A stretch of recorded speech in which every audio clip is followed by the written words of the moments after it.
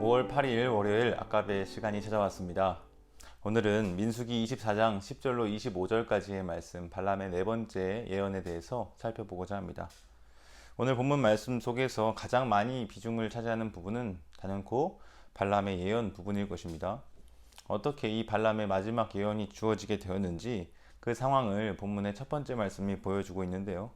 오죽하면 화난 발락의 왕의 감정을 전달하기 위해서 손뼉까지 치면서 말했다라고 하죠. 그가 화가 났던 이유는 다음과 같습니다. 10절 후반부를 보시면 내가 그대를 부른 것은 내 원수를 저주하라는 것이오늘 그대가 이같이 세 번 그들을 축복하였도다 라고 합니다. 그동안 이 발람이라고 하는 자는요, 발락의 기대와는 다르게 저주가 아니라 축복을 선언했습니다. 여기 내 원수에 해당하는 부분이 바로 이스라엘을 가리키는 말일 것인데요. 그것도 세 번씩이나 저주해달라는 발락의 요청을 도리어 축복으로 발람은 갚았던 것이죠. 그래서 발락은 말을 다음과 같이 이어갑니다. 그러므로 그대는 이제 그대의 곳으로 달아나라. 내가 그대를 높여 심히 존귀하게 하기로 뜻하였더니 여호와께서 그대를 막아 존귀하지 못하게 하셨도다. 여러분, 이 말은 무슨 말입니까? 너 다시 한번 내 눈에 띄면 가만 안 둔다, 이 말 아니겠습니까? 거의 반협박 수준입니다. 한 번 참고 두 번 참아 주었는데 세 번 그렇게 자신의 뜻을 거슬러서 반대되는 행동을 했으니까 말이죠. 그러나 발람을 가만두지 않겠다고 선언하는 이 발락의 분노에 대해서 발람은 되려 그에게 대답했습니다. 12절 13절을 제가 읽어보겠습니다. 발람이 발락에게 이르되 당신이 내게 보낸 사신들에게 내가 말하여 이르지 아니하였나이까? 가령 발락이 그 집에 가득한 은금을 내게 줄지라도 나는 여호와의 말씀을 어기고 선악간에 내 마음대로 행하지 못하고 여호와께서 말씀하신 대로 말하리라 하지 아니하였나이까? 여러분, 여기 보시면 이 발람은요, 자신이 이미 이렇게 될 일에 대해서 사신을 통하여 미리 이야기했다, 전달했다라고 하는 것입니다. 아무리 많은 그 발락이 가진 은금과 재산을 갖다 준다 할지라도 자신은 이스라엘의 하나님 여호와의 뜻을 저버릴 수 없다고 말이죠. 선한 일이든 악한 일이든지 간에 결국은 하나님의 주권과 다스림 안에 자신이 속하여 있다는 사실을 분명히 인지하고 있는 것입니다. 그리고 나서 발람은 14절에 이렇게 얘기합니다. 이제 나는 내 백성에게로 돌아가거니와 들으소서. 내가 이 백성이 후일에 당신의 백성에게 어떻게 할지를 당신에게 말하리이다 하고. 여러분, 발락이 두렵지 않은지 발람은 되려 자신의 행동에 대해서 당당하게 외치는 모습을 볼 수 있습니다. 그는 자신의 백성들에게로 돌아가리라 말했습니다. 그러나 갈 때 가더라도 당신과 당신의 나라에게 앞으로 어떠한 일이 일어나게 될지를 말해 주겠다라고 하는 거죠. 그리고는 발람은 이제 마지막 예언을 발락에게 전해 줍니다. 이 마지막 예언이 15절부터 24절까지 무려 10절에 걸쳐서 나타나고 있는데요. 이 내용은 특별히 네 가지의 대상을 향하여서 선포하고 있습니다. 가장 먼저 모압을 향해서, 그리고 에돔을 향해서, 아말렉과 겐 족속을 향해서, 마지막으로 아수르를 향하여서 나타나는 예언이 있습니다. 먼저 모압을 향해 주어진 예언을 보겠습니다. 15절 16절의 예언은 이렇게 시작합니다. 예언하여 이르기를 보올의 아들 발람이 말하며 눈을 감았던 자가 말하며 하나님의 말씀을 듣는 자가 말하며 지극히 높으신 자의 지식을 아는 자 전능자의 환상을 보는 자 엎드려서 눈을 뜬 자가 말하기를. 여러분, 이 구절에 나타나는 것을 중에 몇 가지 주목해서 볼 부분은요, 발람 자신에 대한 인식입니다. 부올의 아들 발람은 자신을 어떻게 소개하고 있는가, 다섯 가지로 묘사가 되고 있는데요. 눈을 감았던 자, 하나님의 말씀을 듣는 자, 지극히 높으신 자의 지식을 아는 자, 전능자의 환상을 보는 자, 그리고 마지막으로 엎드려서 눈을 뜬 자, 이렇게 묘사가 되고 있습니다. 그런데 여러분, 사실 여기에 나타나는 발람 자신에 대한 묘사는요, 24장 3절 4절에 이전에 앞서 세 번째 예언 장면에서 나타난 바 있습니다. 24장 3절과 4절에 보시면 부올의 아들 발람이 말하며 눈을 감았던 자가 말하며 하나님의 말씀을 듣는 자 전능자의 환상을 보는 자 엎드려서 눈을 뜬 자가 말하기를 하면서 이렇게 네 가지의 표현이 동일하게 사용이 되는 것을 볼 수 있습니다.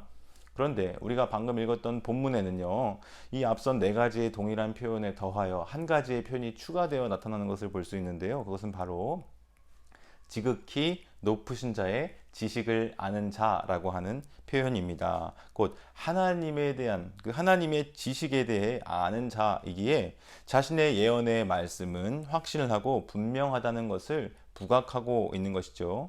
이것을 통해 우리는 이 세 번째 예언과 마지막 본문에 나타난 네 번째 예언이 서로 관련이 되어 있다는 것을 짐작해 볼 수 있습니다. 그리고 자신에 대한 묘사 네 가지에서 한 가지가 추가되어 나타나는 것을 볼 때 이전보다 조금 더 진일보한 메시지가 전달될 것으로 기대해 볼 수 있는 것이죠. 특별히 17절 말씀을 보면은 우리가 주목할 만한 예언이 언급이 되고 있습니다. 제가 읽어보겠습니다. 내가 그를 보아도 이때의 일이 아니며 내가 그를 바라보아도 가까운 일이 아니로다. 한 별이 야곱에게서 나오며 한 규가 이스라엘에게서 일어나서 모압을 이쪽에서 저쪽까지 쳐서 무찌르고 세세의 자식들을 다 멸하리로다. 여러분, 이 17절에 언급된 예언은요, 발람이 누군가를 보고 이야기하는데 이때의 일도 아니고 가까운 일도 아니다 라고 말합니다. 그리고 한 별과 한 규에 대한 언급이 나타나고 있는데요. 그의 출처와 기원이 야곱 그리고 이스라엘에게서라고 합니다. 야곱에서 또 이스라엘에서 일어나는 한 별, 한 규와 같은 자가 앞으로 미래에 모압을 그리고 세세의 자식들을 쳐서 무찌르고 멸할 것이다 라고 하는 예언을 전한 것이죠.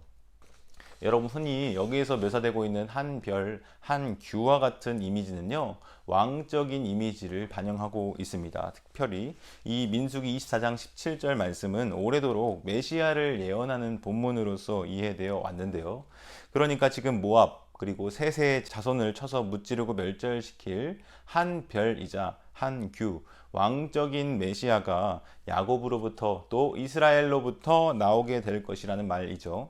이로 인해서 그러므로 발락이 다스리는 나라 모압은 장차 이스라엘에 의해 멸망당할 것이다 라고 하는 메시지를 전달하고 있는 것입니다. 여러분, 그런데요, 18절과 19절을 보면은 단지 모압뿐만 아니라 에돔, 세일에도 이 마찬가지로 이스라엘의 유산이 될 미래를 예언하고 있습니다. 18절 19절을 제가 읽어보겠습니다. 그의 원수 에돔은 그들의 유산이 되며 그의 원수 세일도 그들의 유산이 되고 그와 동시에 이스라엘은 용감히 행동하리로다. 19절 주권자가 야곱에게서 나서 남은 자들을 그 성읍에서 멸절하리로다.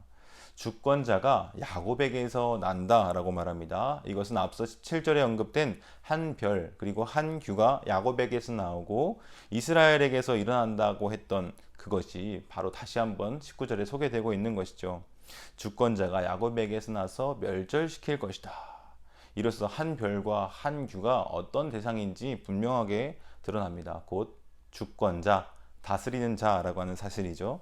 그 이스라엘에서 난 주권자에 의해서 모압, 에돔뿐만 아니라 아말렉도 그리고 겐 족속도 동일한 운명을 맞이하게 될 것이다. 20절부터 22절에 소개가 되고 있습니다. 그리고 그들을 포로로 잡게 될 아수르조차도요, 장차 학대당하며 괴롭힘 당할 것이라 하는데, 그러니까 이 모든 열방들이 여러 가지 나라들이 속수무책으로 야곱에게서 또 이스라엘에게서 난 주권자로 인하여 멸절당하게 될 것이라는 사실을 지금 발람이 예언하고 있는 것입니다. 이 모든 예언을 전하면서 발람은 결국 이스라엘을 향한 하나님의 축복은 인간의 힘과 노력으로는 막을 수 없는 것이다 라는 것을 이야기한 것이죠. 25절을 보시면 발람이 일어나 자기 곳으로 돌아가고 발락도 자기 길로 갔더라 라고 합니다. 이것을 통해서 하나님께서 이방인 발람을 굳이 보내셔서 발락 앞에 서게 하셨던 궁극적인 뜻이 밝히 드러나게 되었습니다. 그것은 곧 모압 왕 발락이 이스라엘을 저주하려고 했던 그 악한 의도, 그리고 발람의 탐욕까지도 하나님은 사용하셔서 당신의 백성을 축복하시려는 계획을 완성시키신 셈이죠. 이 모든 말을 들은 발락조차도요, 결국은 자기의 길로 돌아가는 것으로 이야기가 마무리됩니다. 말씀을 맺겠습니다. 사랑하는 성도 여러분, 세상 그 어떤 자도 하나님의 크고 놀라운 계획과 뜻을 거스를 수 없음을 여러분 믿으십니까? 그것은 심지어 한 나라의 왕일지라도 오고 오는 모든 강대국들의 통치자들일지라도 결국은 하나님께서 계획하시고 예비하신 그의 백성을 해할 수 없다는 것입니다. 하나님께서 야곱에게서 또 이스라엘에게서 일으키실 그 한 별, 한 규, 곧 주권자 메시아를 통해서 그 나라를 강대하게 이루실 것이기에 그의 통치와 다스리는 나라가 누릴 복과 은총을 그 누구도 빼앗을 수 없는 것이죠. 이것은 곧 메시아로서 이 땅에 오신 예수 그리스도를 통해 성취되었습니다. 그가 다스리는 나라에는 어떤 저주도 효력이 없죠. 드디어 하나님의 축복만이 가득하게 될 것입니다. 어떠한 세상 나라의 통치자들도요, 그 나라를 이길 수 없습니다. 도리어 자기 곳으로 돌아가고 자기 길로만 갈 뿐이죠. 18절 말씀을 보시면 이런 언급이 있어요. 이스라엘은 용감히 행동하리로다. 모든 열강들이 그의 나라의 유산이 되기 때문인데요. 바라기는 오늘의 이 말씀을 믿음으로 담대하게 또 용감하게 행동하며 여러분들의 삶의 자리에서 살아가시는 모든 성도님들이 다 되시기를 소망합니다. 기도하겠습니다. 사랑하는 하나님 아버지, 고맙고 감사합니다. 오늘 이 말씀을 통해서 하나님의 계획과 뜻은 그 어떤 자도, 심지어 세상의 통치자도 왕들도 결코 막을 수 없는 놀라운 권세를 가지신 하나님의 이름을 찬양합니다.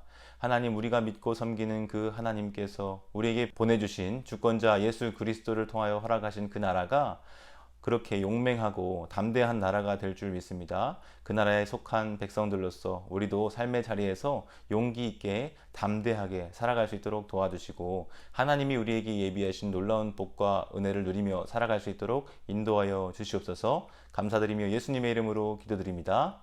아멘. 오늘 이 하루도 말씀과 동행하는 한 날 되시길 소망합니다.